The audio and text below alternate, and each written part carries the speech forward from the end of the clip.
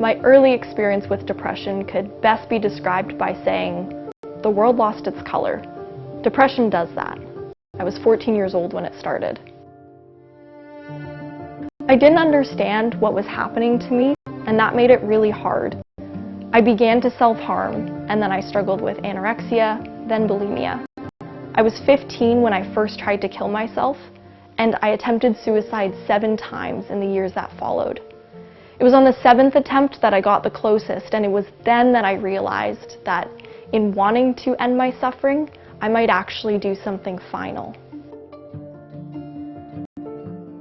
My name is Garafaya Malusis, and I'm speaking about my mental health struggles because I'm scared that doctors could soon be able to end the lives of people suffering with mental illness, people like me. To be honest, if medically assisted suicide had been available when I was in university, I might have used it to end my suffering as soon as I could. Some politicians talk about safeguards that exist to protect vulnerable people from accessing medically assisted death. But I have 10 years of experience pretending to be okay, and no, the proposed safeguards will not protect or save me. You know, some people living with mental illness will thank you for making it possible for them to die, but that's the problem.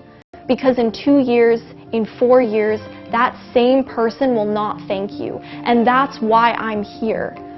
I'm the future version of myself who survived to tell you this.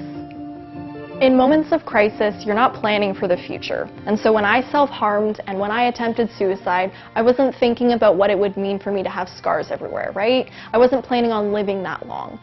And so now I have to deal with the consequences that come with that. Because there's only so long you can wear long sleeves in Canada. I mean, it does get warm eventually. So I'm still here, but it's a struggle, and life is like that. There are still highs and lows, and the things I've considered and tried do come back to me. That's why this scares me. Because had someone been willing to assist my suicide during one of those lows, I know the life I've lived would not have happened.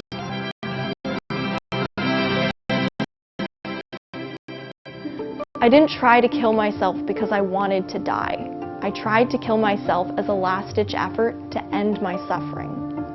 If this legislation passes, my mental illness would qualify me for medically assisted death and put me at risk.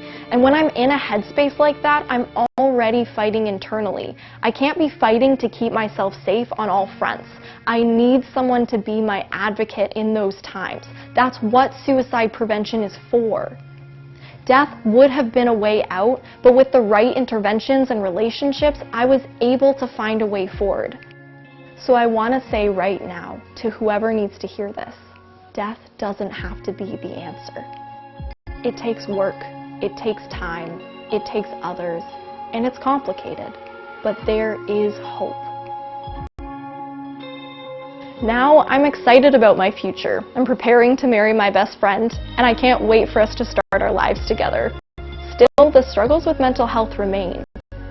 I'm sharing my story because I'm not the only one who has more to live for. There are people in your life who do too. As someone who struggles with mental illness, I don't need someone to tell me how to die. I need someone to tell me to stay.